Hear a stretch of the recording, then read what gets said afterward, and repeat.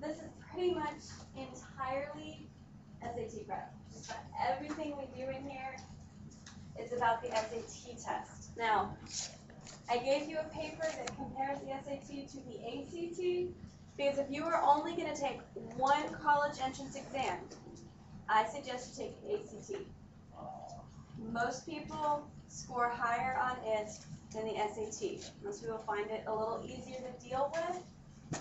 But our class is funded by College Board, and all of our supplies and everything that the school buys for us is SAT. So, I mean, I guess it kind of makes sense. The SAT is the harder one. That's the one that we will study for. If you plan to sign up for the ACT, I have one book. I have one book on the ACT that I can check out to you. And I know little bits and pieces about it, so if you really want, you can come in after school and we can talk about it. But everything in here is pretty much SAT, okay? If you will look on the syllabus,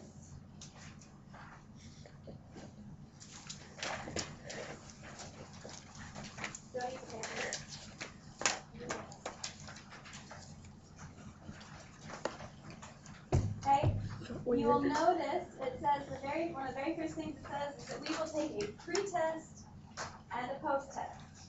Now, SAT questions take about a year to be created, and they've got a committee that designs them. And then before they become real official SAT questions, they get tested. So on the SAT, there are 10 sections. 9 of them count. One of them is extra, and it's a test section where they're practicing those questions to see statistically if they succeeded. So for example, say it's a new math problem and it's a volume question. Then after all the students have taken the test, they go and they compare. If all of those students, say they take a bunch of students who got really high scores and they all got the volume questions correct, but they got the new volume question wrong, then that new volume question may be too difficult. And they look and see the students who got all the volume questions wrong, and they check, did they get this one wrong or did they get it right? If they got all the volume questions wrong, if they got the new volume question right, then it might be too easy.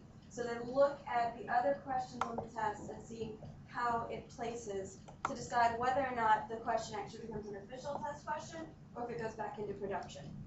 So there are 10 sections. One of them will randomly be just those extra questions that they're testing out. We will not do all 10 sections, we will do 9 sections. Okay? The 10 sections is 3 hours and 45 minutes. Okay? Almost 4 hours if you include the 5-minute breaks in between. We take 3.5 hours. So we essentially do 15 minutes less. It'll take all of tomorrow, all of Wednesday, and then an hour from Thursday. And for the last half hour Thursday, we'll go to the computer lab and sign you up for the online course. If something strange happens, like fire alarm, and we may end up having to do an additional section on Thursday, so it may take us 3 full days. That's what we have scheduled for, 3 full days. Now, I know taking a 3-day long exam is not the best way to start a class, but at least it will give you an idea. If you walked into the test right now, what kind of score would you get? Then at the end of the course, your final exam is another full-length, 9-section, 3-day long SAT test.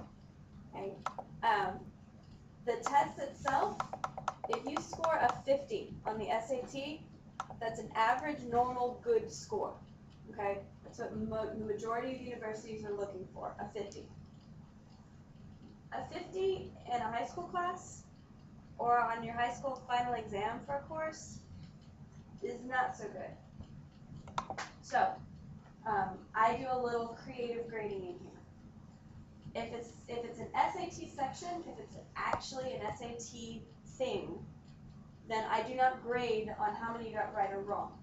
Based on completion, and I grade based on whether or not you're following directions and participation. So, if we are trying out a particular strategy, then I find that that strategy has been used on the paper.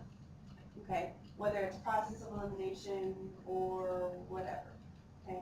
I need to find evidence that you're using our strategies. So I'm giving you credit for whether you did it or not. Okay, so most of your grading here will be just, you're here in class, paying attention, doing the things that I asked you. Okay, most people leave my A's. The final exam, you get a 70 for sitting in here for 3 days bubbling it. As long as you are here taking the test the 3 days of the final, you will pass. Okay? The additional 30 points left over, you get 10 points for reading, 10 points for writing, and 10 points for math. Whatever score you get, I take that and you get a certain number of points. So if you get a 300, you get a 1. If you get a 600, you get 10 points. Now, the total highest score you can get on a section of the SAT is an 800. I don't require you to get an 800 to get total points. So you can get 100 on my exam without getting a perfect score on the test itself. Does that make sense?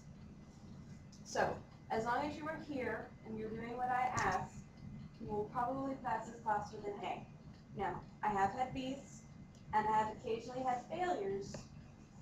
As long as you do the things that you're asked, you'll be fine. Okay? Do not grade on a difficult scale. Okay?